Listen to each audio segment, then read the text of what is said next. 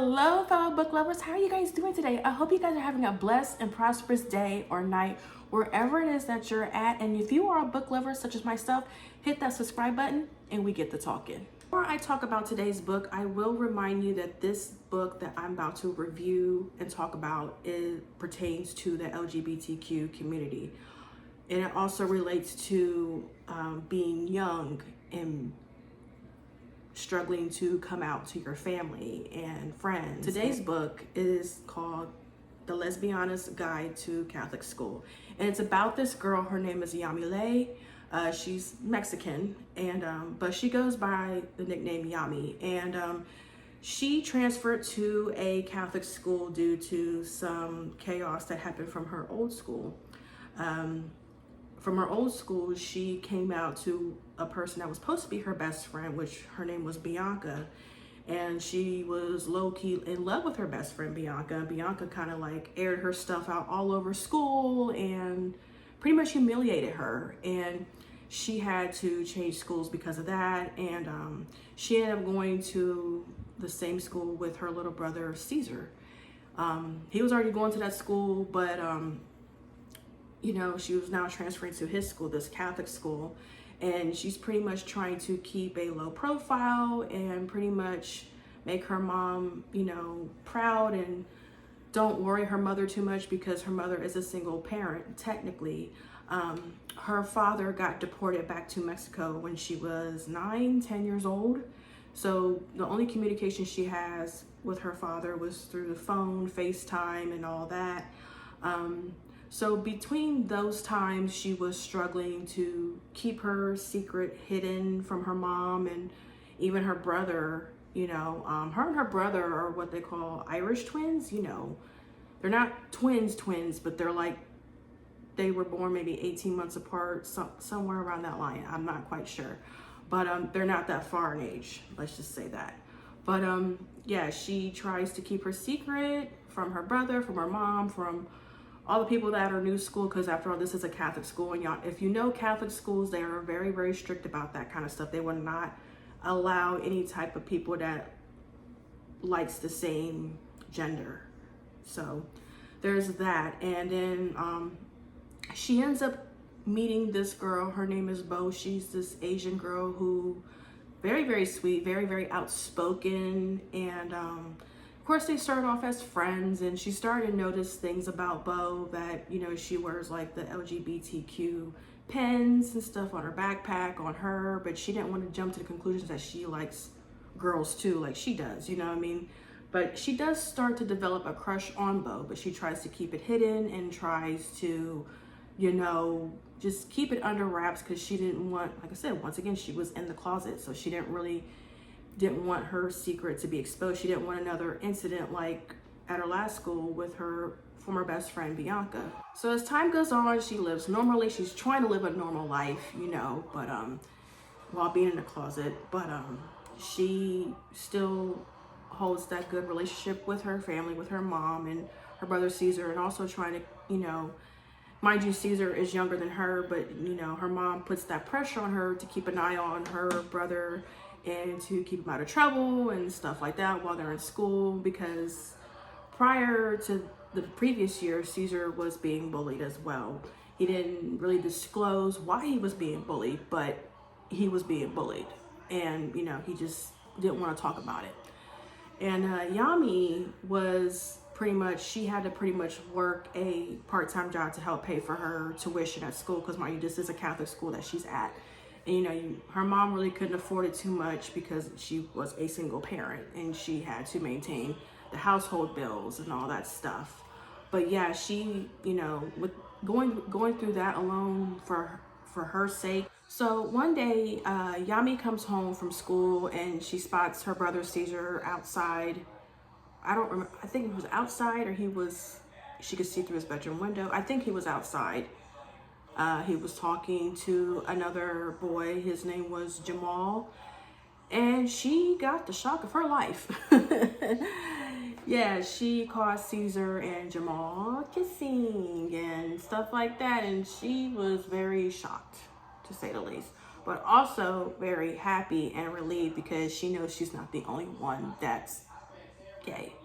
So of course she confronts Caesar about it, and of course he was kind of like standoffish about it and stuff like that, because he lied to their mom saying that he was playing football, and all the times he said that he was at football practice, he was pretty much spending time with Jamal type of stuff. But of course he had Yami lie for him and cover for him and stuff like that. And it's weird how it transpired, but like Caesar had somebody, because he told his mom what number he was on the football team, and you know, his mom literally believed that he was playing football and stuff like that. But you know, and then there was a time where Jamal got kicked out of his house, and he was temporarily staying with Yami and her family. But here's the thing, Yami had to tell her mom that Jamal was her boyfriend, not Caesar's, because, you know, once again, she was afraid that her mom would not accept her,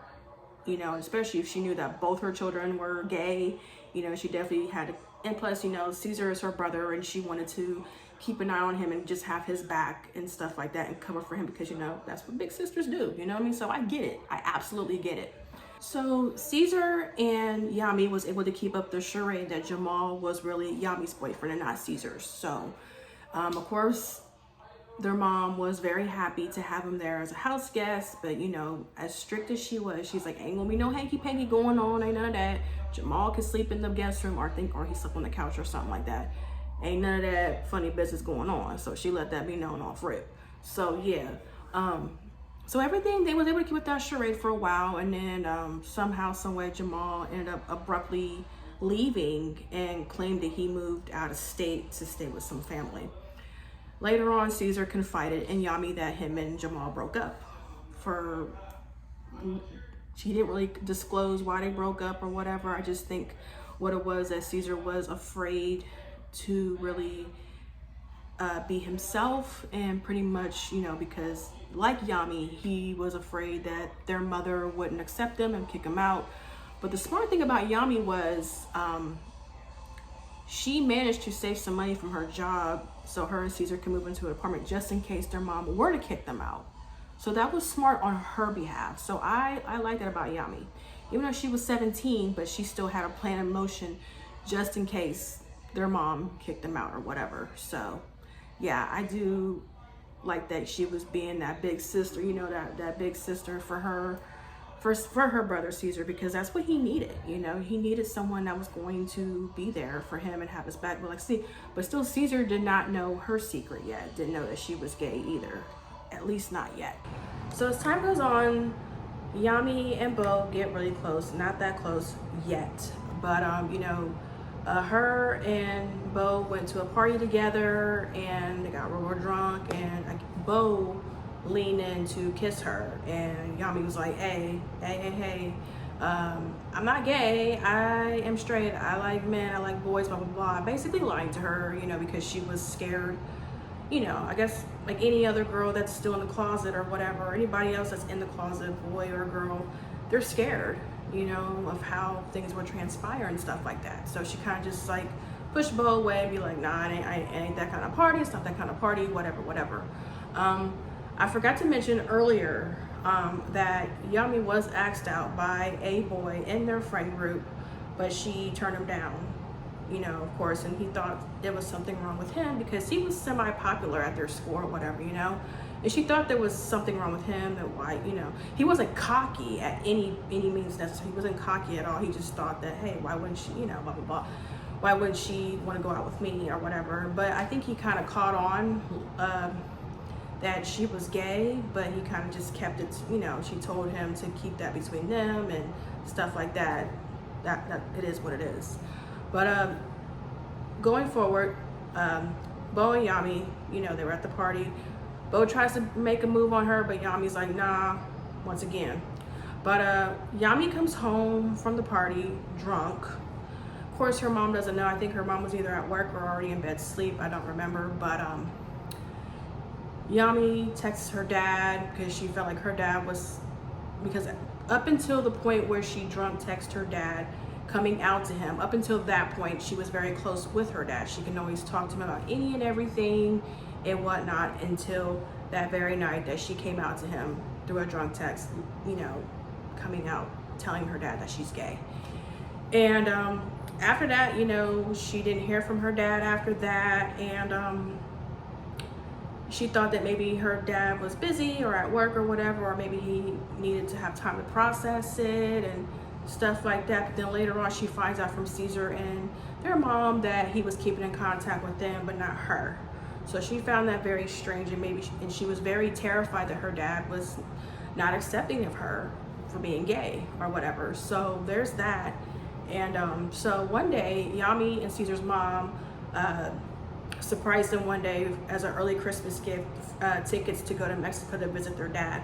But Yami said, no, I have a big school project that I have to do, and I need to focus on that. You and Caesar go, and I'll just stay back, you know, type of thing.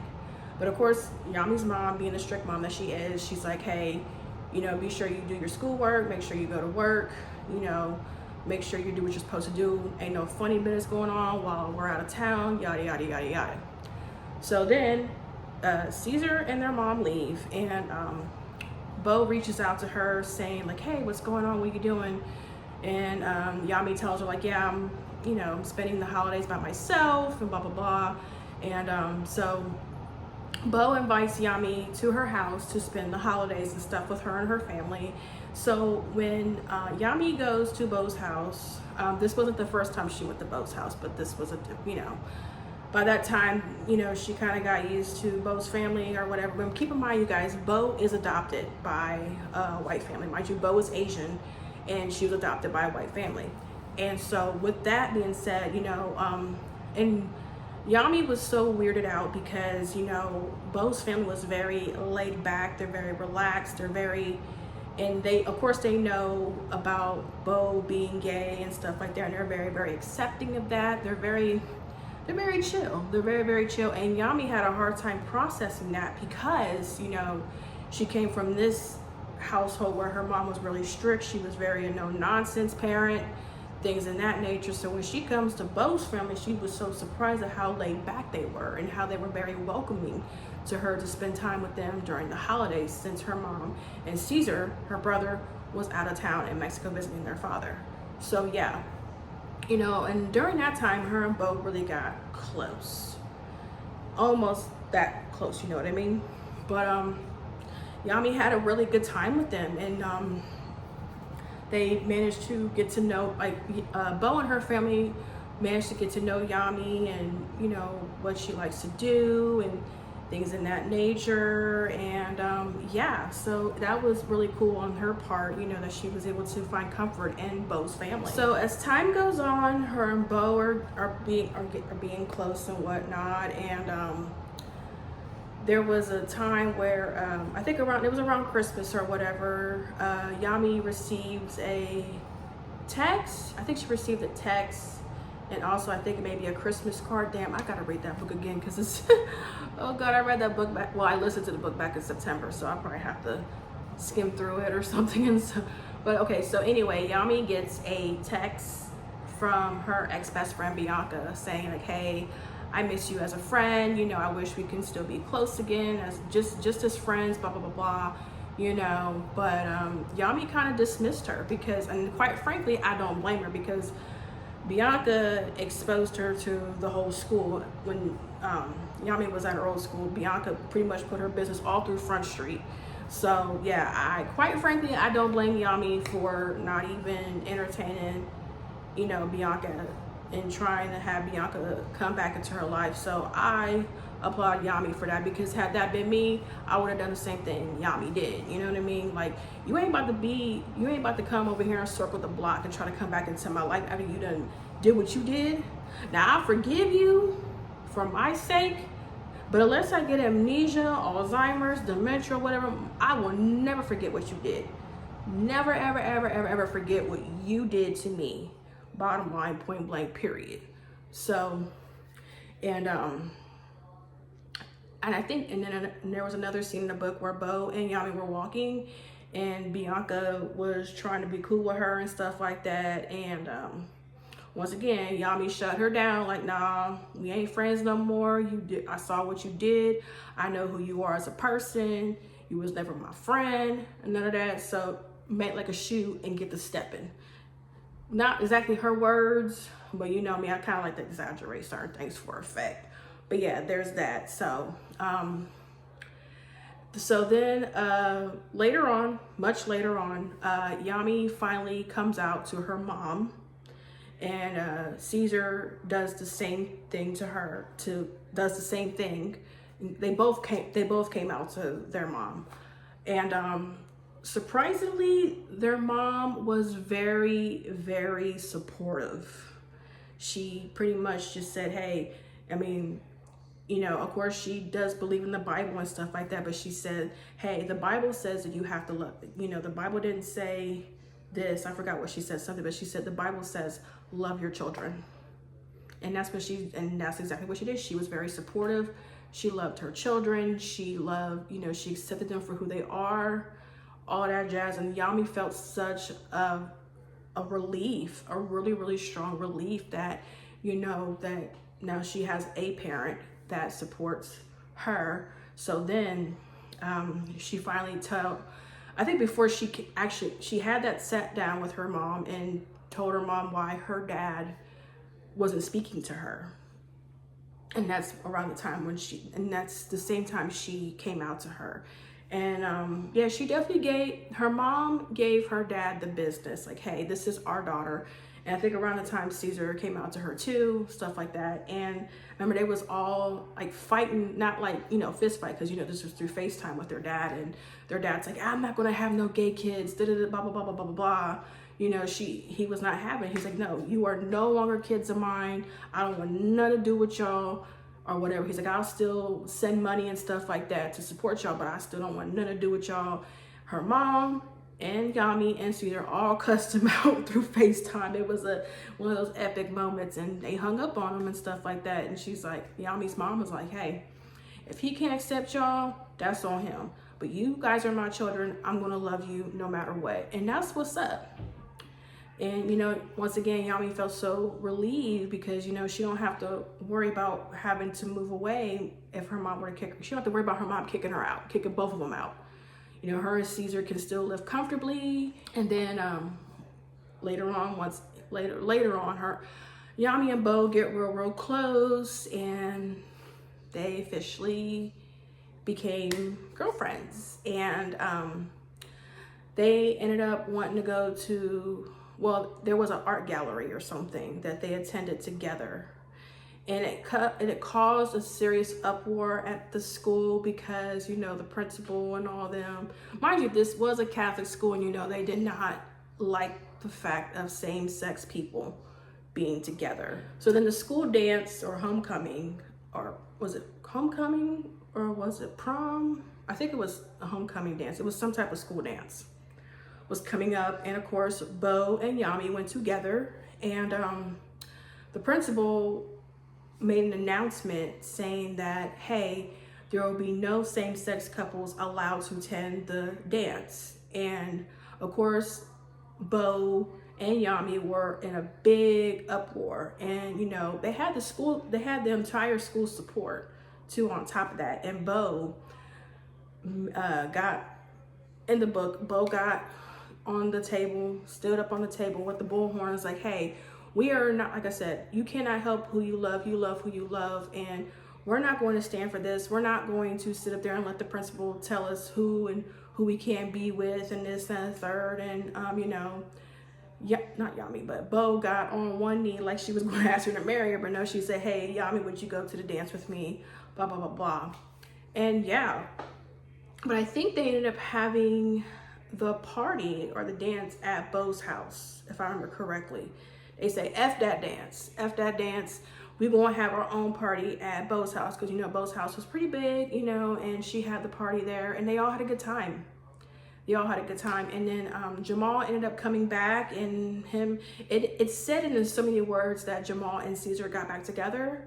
So that was amazing. That was a really good thing. You know, I'm just glad that both Caesar and Yami was able to find their true happiness and be with the people that they love, because that's the most important thing.